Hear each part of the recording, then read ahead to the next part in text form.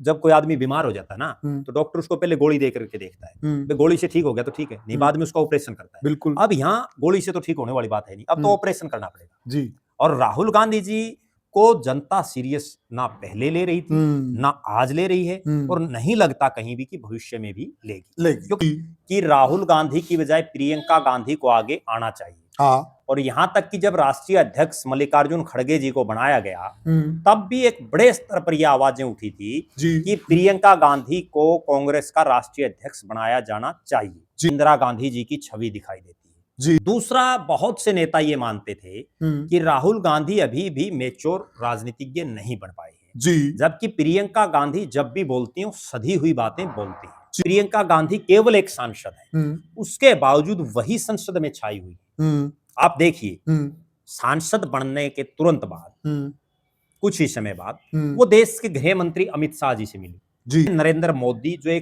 केवल एक राज्य के मुख्यमंत्री थे, उनको आगे करके चुनाव लड़ा और वो जीत गए। अब वही काम कांग्रेस को करना पड़ेगा। उनको भी राहुल को ये कहना पड़ेगा कि अब आप रेस्ट करो। यह गजब बात मैं बताऊं पुनिया साहब, आप तब तक राजनीति में कामयाब नहीं हो सकते जब तक जनता आपको सीरियस ना ले। इसी चुनाव में अगर भूपेंद्र सिंह हुड्डा किलोई की बजाय कोई दूसरी सीट पर लड़ लेते, मान लीजिए जुलाना से लड़ लेते या मान लीजिए नारनौल से लड़ लेते, हरियाणा का परिणाम ही कुछ और होता। बिल्कुल, सरकार कांग्रेस की होती। तो कहीं ना नमस्कार साथियों, मैं हूं आपका होस्ट कुलदीप सिंह पुनिया और मैं लेके चलता हूं आपको राजनीति की दुनिया। राजनीति की दुनिया की बात करें तो साथियों, कुछ दिनों से इस प्रकार की बातें चल रही हैं कि अब कांग्रेस पार्टी को भी यह समझ में आ चुका है कि राहुल गांधी से पिंड छुड़वाना पड़ेगा, तभी कांग्रेस पार्टी की सत्ता में वापसी होगी।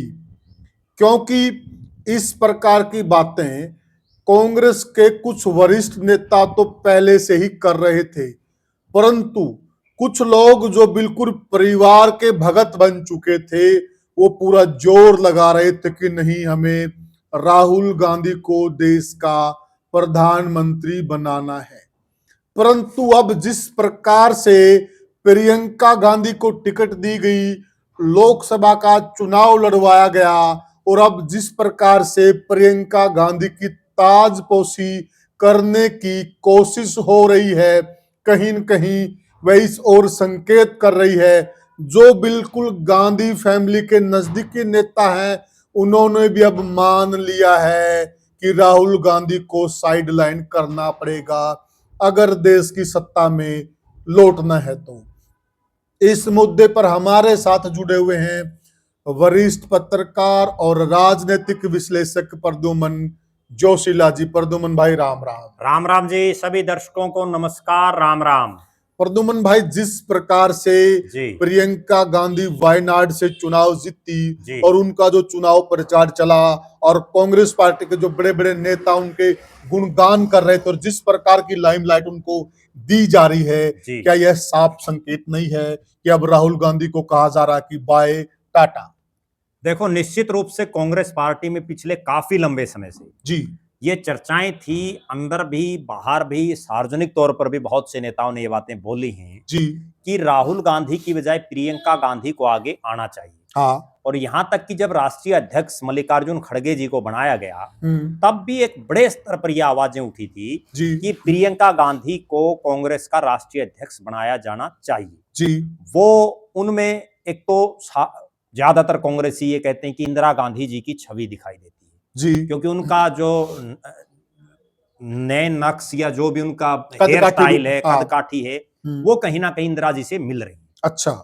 दूसरा, बहुत से नेता ये मानते थे कि राहुल गांधी अभी भी मैच्योर राजनीतिज्ञ नहीं बन पाए हैं, जबकि प्रियंका गांधी जब भी बोलती हैं सधी हुई बातें बोलती हैं। क्या लगता है प्रद्युमन भाई, हम मूल सवाल पे आते हैं, क्या हम ये फाइनल कॉल मान लें कि कांग्रेस ने दबी जुबान से राहुल को ना कह दिया है और प्रियंका को उन्होंने जो बैटल ग्राउंड के वो मशाल बोलते हैं, उनके हाथ में वो मशाल थमा दी है और जो 2029 में हम ये मान के चल सकते हैं कि मोदी जी के सामने प्रियंका जी होंगी। और इस चीज का एक प्रमाण ये भी है कि पिछले 20 साल से जब से राहुल गांधी राजनीति में सक्रिय हुए और जब से उन्होंने चुनावी राजनीति भी शुरू की है, अक्सर वो विवादों में रहते ही हैं। बिल्कुल, कोई ना कोई बयान वो दे देते हैं, हैं और अक्सर वो ट्रोलिंग में भी आते हैं। बिल्कुल। और बहुत चुनाव तो हमने ऐसे देखे हैं जिनमें विपक्षी पार्टी, विशेषकर भारतीय जनता पार्टी, कोई भी उनका एक बयान जो वो दे देते हैं उसी को पकड़ करके और वो चुनाव जीत भी जाती है और कांग्रेस हार जाती है। बिल्कुल, बहुत बार हमने ये देखा है। हाँ बिल्कुल, क्योंकि राहुल गांधी जी को जो वास्तव में जो जानकारी होनी चाहिए राजनीति की, वो जानकारी नहीं समझते हम कि अभी तक हो पाई है। अभी भी वो अनमैच्योर राजनीतिक रूप से दिखाई दे रहे हैं।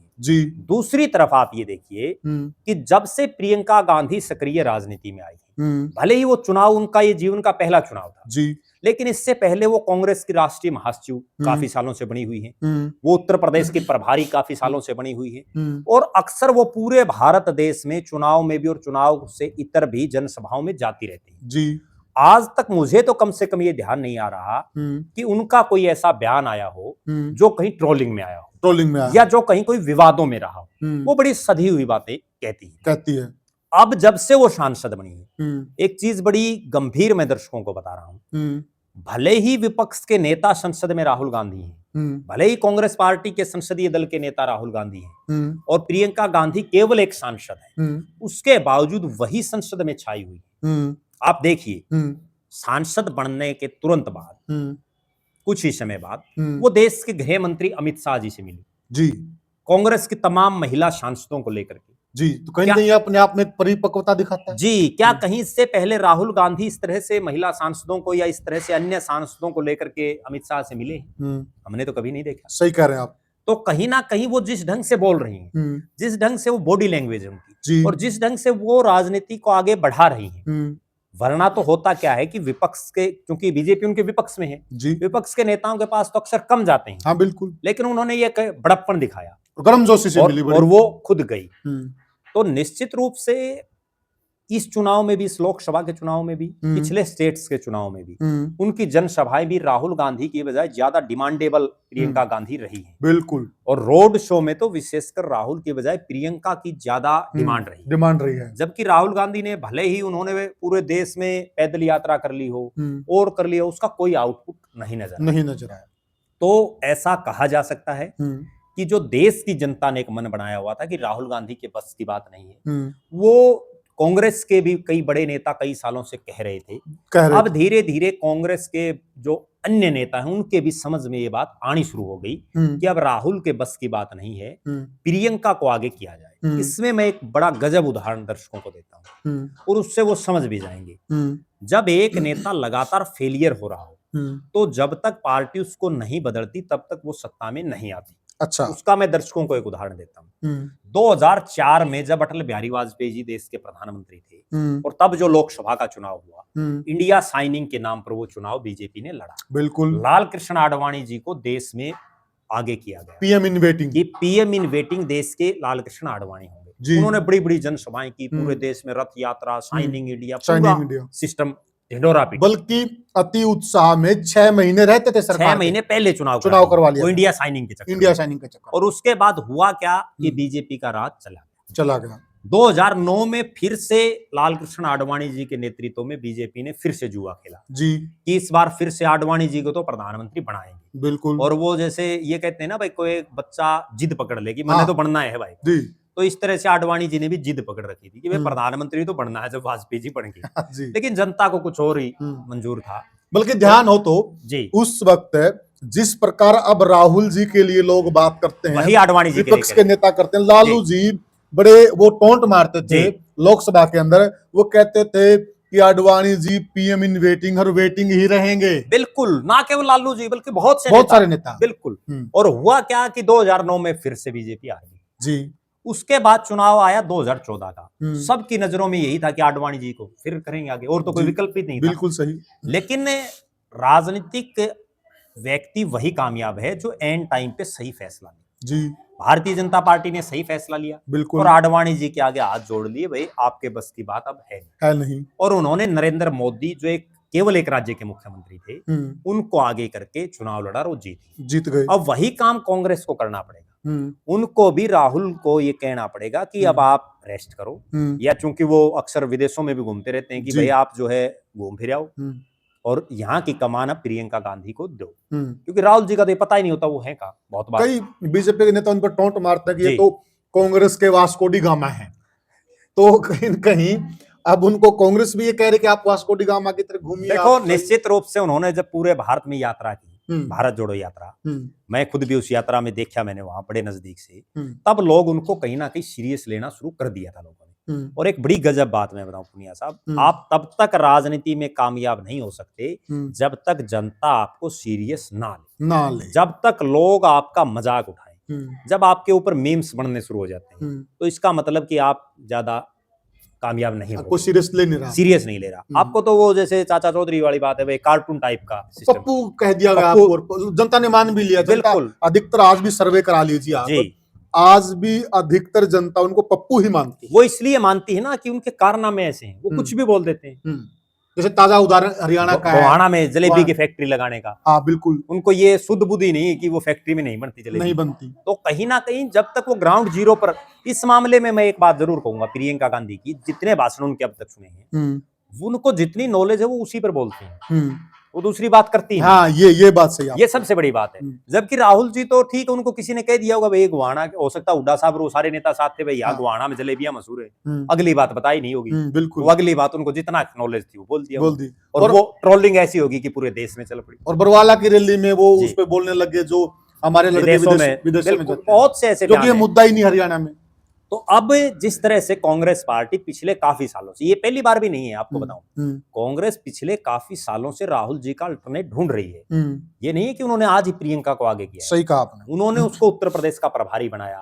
उत्तर प्रदेश में एक बार तो ये चर्चाएं थी कि सीएम का फेस डिक्लेयर किया जाएगा प्रियंका को जी, और सीएम का फेस डिक्लेयर करके जो मृत प्राय कांग्रेस हो चुकी है, जिसका 0, 1, 2, 4 ये सीटें आती हैं, उसमें वो कहीं ना कहीं लोगों में जो है एक प्रभाव अपना छोड़ेंगी, लेकिन वो नहीं हो पाया। जो कि अच्छा ट्रायल था, वो अगर कर देते तो फायदा था, बहुत अच्छा ट्रायल था। उसके बाद हुआ क्या कि प्रियंका जी को राष्ट्रीय महासचिव बनाया गया, और अब वो सीडब्ल्यूसी के भी सदस्य उनको बनाया गया। कांग्रेस धीरे धीरे उनको पावरफुल तो बना रही है, लेकिन वो ये गलती नहीं कर रही जैसा सोनिया गांधी जी ने गलती किया कि राहुल गांधी को एकदम से मैदान में उतार दिया जी, जबकि प्रियंका को धीरे धीरे पका करके राजनीति में लाया जा रहा है। उनको पहले संगठन की राजनीति समझाई गई, संगठन की राजनीति में उनको पूरी तरह से धकेला गया, उसके बाद अब उनको चुनाव लड़ाया गया है, और चुनाव भी पहले ये चर्चाएं भी थी, जब लोकसभा के चुनाव थे तब ये बड़ी चर्चाएं थी कि राहुल और प्रियंका दोनों लड़ेंगी, और ये चर्चाएं थी कि एक अमेठी से लड़ेंगे और एक रायबरेली से लड़ेंगे, लेकिन वहां से वो नहीं लड़ी, उन्होंने नहीं रिस्क लिया,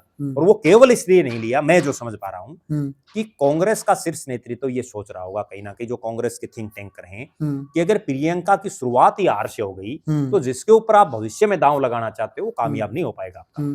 तो इसलिए उन्होंने इस जो जीती जाती सीट थी वायनाड की, वरना तो राहुल चाहते तो अमेठी भी खाली कर सकते थे। हाँ बिल्कुल, क्यों नहीं की उन्होंने, केवल इसलिए नहीं की कि वो रिस्क नहीं लेना चाहते। लेकिन देखिए इसमें जी एक मैं अलग बात कह रहा हूँ जी, देखिए नेता बड़ा वही बनता है जो रिस्क लेता चुनौती वाली सीट। बिल्कुल, मैं तो अब भी ये मानता हूँ कि अगर ये प्रियंका गांधी को बड़ा नेता बनाना चाहते हैं और पीएम मटेरियल बनाना चाहते हैं तो इनको अमेठी से चुनाव लड़ना चाहिए।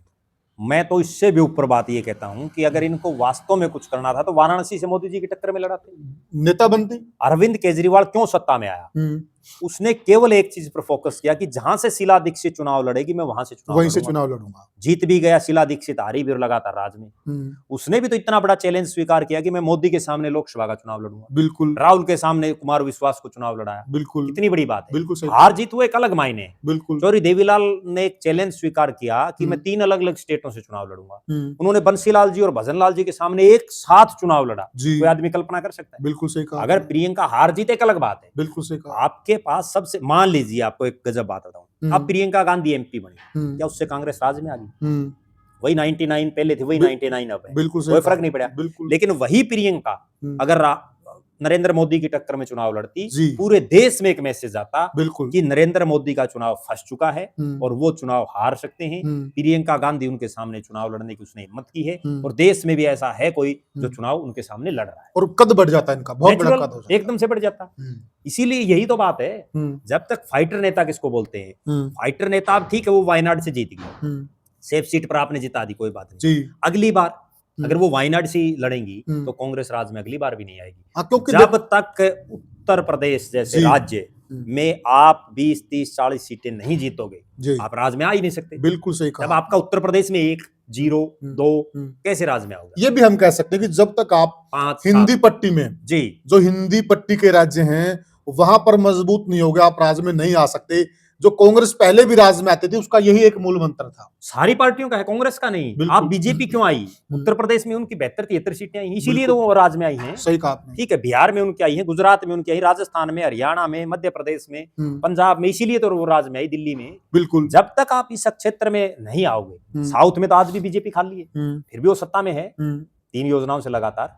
नॉर्थ इंडिया में भी इतनी सीटें नहीं है और उसके बावजूद हैं। अब आपके मैं एक बड़ा गजब वाक्य बताता हूँ, कांग्रेस क्यों नहीं उभर पा रही, मेरी खुद आंखों देखी थी। एक बार मैं संसद भवन की कार्रवाई देखने के लिए गया हुआ, तो पिछली बार इस जो अभी पीछे थी संसद, इसकी बात है, वहां कांग्रेस में समस्या क्या थी कि ज्यादातर दक्षिण भारत के राज्यों के लोग नेता चुने हुए थे जी, उनको हिंदी आती नहीं, वो बेचारे इंग्लिश भी वो मतलब ठीक है बोलते हैं, लेकिन अलग इंग्लिश बोलते हैं, प्रभावी इंग्लिश नहीं है। नहीं, सही कहा। वो प्रभावित कर ही नहीं सकते। जबकि जो भारतीय जनता पार्टी के पास ऐसे ऐसे वक्ताओं की फौज है, वो उनको बोलने ही नहीं दिया। मैंने खुद मेरी आंखों से देखा है, कांग्रेस के वहां 40 के आसपास सांसद खड़े और वो मतलब तख्तियां दिखाते और दिखाते, कुछ भी बोलते, लेकिन बीजेपी का एक नेता बोलता थोड़ा और वो सारे चुप जी। तो कहीं ना कहीं अनुराग ठाकुर है, ये युवा नेता बहुत हैं, बैठ जाओ बैठ जाओ बैठ जाओ। जब तक आपका, क्योंकि हिंदी भाषी राज्यों में और विशेषकर जो दिल्ली के इर्द गिर्द के जो राज्य हैं, इनमें जब तक आपकी सत्ता में जब तक ज्यादा से ज्यादा सांसद आपके नहीं आएंगे, तब तक आप कामयाब नहीं हो सकते। और ये उदाहरण ना केवल उनके लिए, फाइटर नेता कोई भी हो, अब इसी चुनाव में अगर भूपेंद्र सिंह हुड्डा किलोई की बजाय कोई दूसरी सीट पर लड़ लेते, मान लीजिए जुलाना से लड़ लेते या मान लीजिए नारनौल से लड़ लेते, हरियाणा का परिणाम ही कुछ और होता। बिल्कुल, सरकार कांग्रेस की होती। तो कहीं ना कहीं फाइटर होना बहुत जरूरी है। ठीक है, प्रियंका गांधी को आप नहीं हरवाना चाह रहे थे, लेकिन अब उनका जीत से खाता खुल गया। अब होना ये चाहिए कि प्रियंका गांधी को पूरे देश में घूमना चाहिए। अगर वो यूं ही चाहे कि राहुल की तरह, तो बात बनेगी। छुट्टियां बिताएं फिर आए, मतलब बिल्कुल। तो अच्छा, क्या लगता है प्रद्युमन भाई, हम मूल सवाल पे आते हैं, क्या हम ये फाइनल कॉल मान लें कि कांग्रेस ने दबी जुबान से राहुल को ना कह दिया है और प्रियंका को उन्होंने जो बैटल ग्राउंड के वो मशाल बोलते हैं, उनके हाथ में वो मशाल थमा दी है, और जो 2029 में हम ये मान के चल सकते हैं कि मोदी जी के सामने प्रियंका जी होंगी? देखो, निश्चित रूप से जिस तरह की पिछले कुछ एक दिन से गतिविधियां चल रही हैं, उससे तो ये निश्चित है कि कांग्रेस पार्टी ने राहुल जी को टाटा बाय बाय करने की तैयारी कर ली है और प्रियंका गांधी उनका अगला फेस होंगी। और अगली जो बात है, पिछले 6 महीने से राहुल गांधी जी भी विपक्ष के नेता बने हैं, लेकिन वो कोई प्रभाव नहीं छोड़ पाए। एक विपक्ष के नेता के तौर पर जो प्रभाव श्रीमती सुषमा स्वराज का हुआ करता, लेकिन अब इनका कोई प्रभाव नहीं है। पिछली बार जो कांग्रेस संसदीय दल के नेता थे अधीर रंजन चौधरी, तो उनको कोई हिंदी पे कोई प्रभाव नहीं था, वो भी कुछ नहीं कर पाए। वही मैं अब मान रहा हूं कि राहुल गांधी को भी बेसिक जो राजनीति की समझ होनी चाहिए वो नहीं है, और धीरे धीरे प्रियंका गांधी, चूंकि अब उनको सांसद बनाया है, हो सकता है कुछ समय बाद उनको और बड़ी जिम्मेदारी दे दी जाए। मैं एक सवाल लेना चाहता हूँ, जनता के ख्याल में भी यह सवाल आ रहा होगा जी, क्या कांग्रेस इसी टर्म में बड़ा दांव खेल सकती है, राहुल को हटाकर प्रियंका को विपक्ष का नेता बना सकती है? देखो, जिस तरह से लग रहा है विपक्ष का नेता तो अगली बात है, उससे पहले कांग्रेस का राष्ट्रीय अध्यक्ष भी मुझे लगता है कि बदला जाएगा जी, क्योंकि खड़गे साहब का कार्यकाल पूरा हो चुका होगा जी, और प्रियंका को या तो राष्ट्रीय अध्यक्ष की जिम्मेदारी दी जाएगी या राहुल जी की जगह उनको विपक्ष का नेता बनाया जा सकता है। देनी भी चाहिए अगर उसको बड़ा नेता बनाना है। अगर बड़ा नेता बनाना और मोदी के पैरेलल खड़ा, देखो आप जीतोगे कब? यहां राजनीति में मोदी जी ने एक सिस्टम कर दिया, बीजेपी और कांग्रेस का तो कहीं कोई मुकाबला ही नहीं है जी, मुकाबला मोदी वर्सेस राहुल का बीजेपी कर रही है जी, और जिसमें मोदी जीत जाते हैं जी।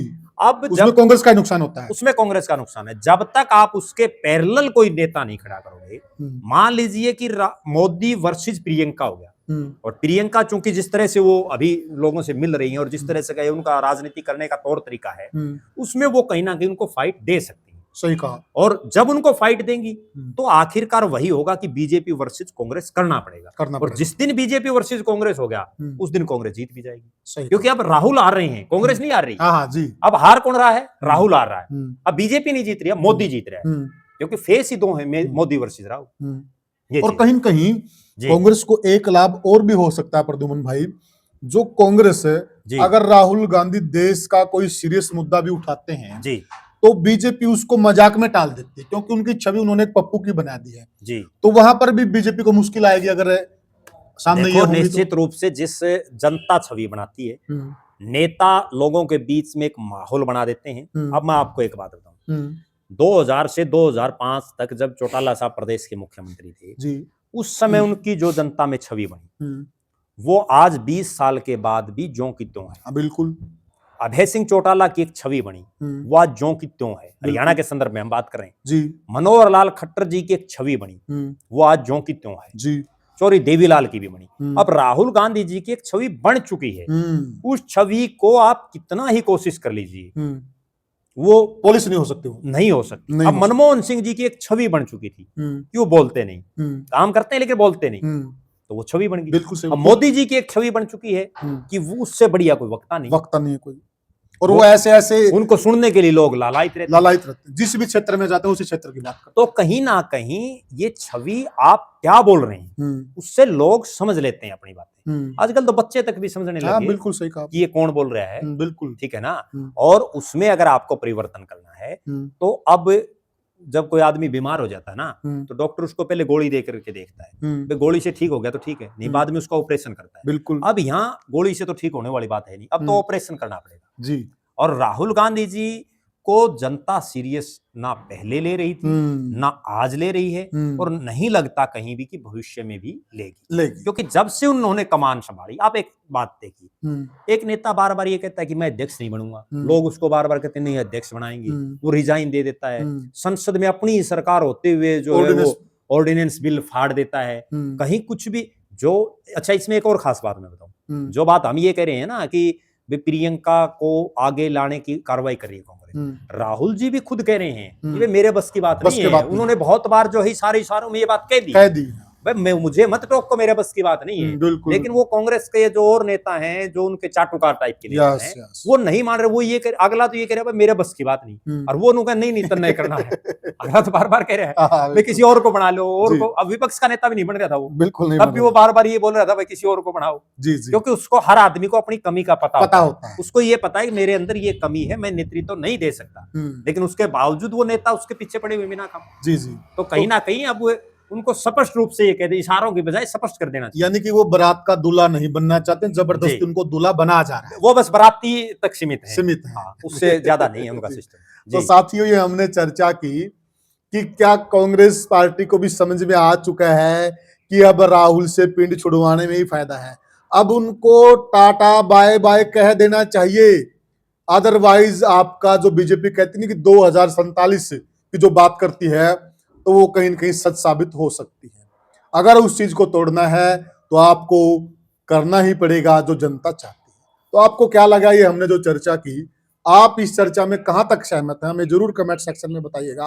और आपका क्या सुझाव है कांग्रेस पार्टी के लिए, यह भी हमें बताइएगा। और आपको ये हमारी चर्चा कैसी लगी। तो साथियों, आगे भी हम आपके साथ जुड़ेंगे किसी और मुद्दे को लेकर। तब तक के लिए साथियों, राम राम। राम राम।